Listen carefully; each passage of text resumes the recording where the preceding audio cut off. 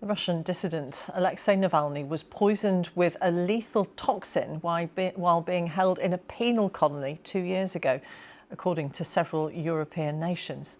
In a joint statement, the governments of the UK, France, the Netherlands, Germany and Sweden said they had analysed samples from Mr Navalny following his death and found traces of a toxin found in poisoned dart frogs from South America. They said this and a Novichok attack in 2018 underlined the need to hold Russia accountable for its repeated violations of the Chemical Weapons Convention and, in this instance, the Biological and Toxins Weapons Convention. Our permanent representatives to the Organisation for the Prohibition of Chemical Weapons have written today to the Director General to inform him of this Russian breach of the Chemical Weapons Convention. We are further concerned that Russia did not destroy all of its chemical weapons.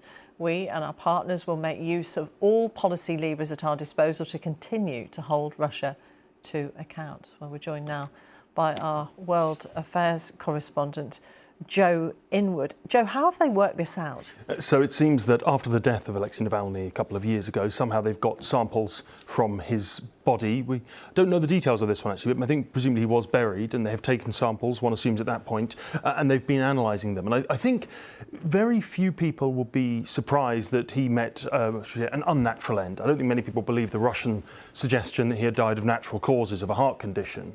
But the fact that they found this toxin, now it's called epibetadine, according to the government statement, and that is found only on the skin of the Ecuadorian dart frog. Now, I'm not an expert on the Ecuadorian dart frog, but I think it's fair to say they're not generally found in Siberia.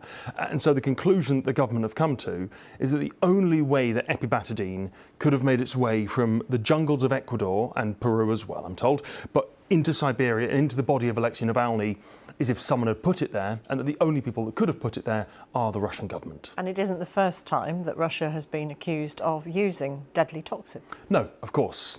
As you just mentioned, Novichok on Mr Navalny in 2020, and the Salisbury poisoning as well. Russia has, I mean, they've always denied this, we should say that, but they've not denied it in a way that has convinced many people that they don't undertake this sort of operation using toxins, nerve agents, various, should we say, creative ways of killing their opponents is something that very, very widely Russia's been accused of. And that's why we've got this statement that you mentioned before from these 5 governments saying that they're breaching various international conventions. And the British Foreign Secretary, Yvette Cooper, has said that clearly Russia saw Navalny as a threat. Yeah, I think that goes without saying. I mean, Alexei Navalny, to remind viewers, before he died, was the most high-profile, the most prominent, and in the Kremlin's eyes, the most dangerous opponent that the Russian government faced. His anti-corruption foundation was very, very well regarded around the world by many of its supporters. But I think more than that, they had a habit of putting out these videos which embarrassed and infuriated the Kremlin.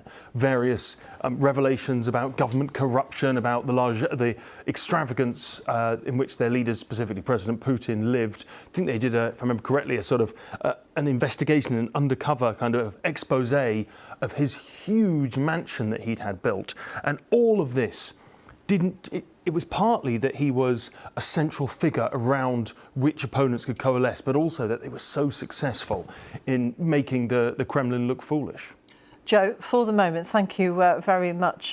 Joe, in there with the latest following that statement from those European partners. There is much more on the circumstances of Alexei Navalny's death. If you'd like to read it, you'll find it on the BBC News website or our app.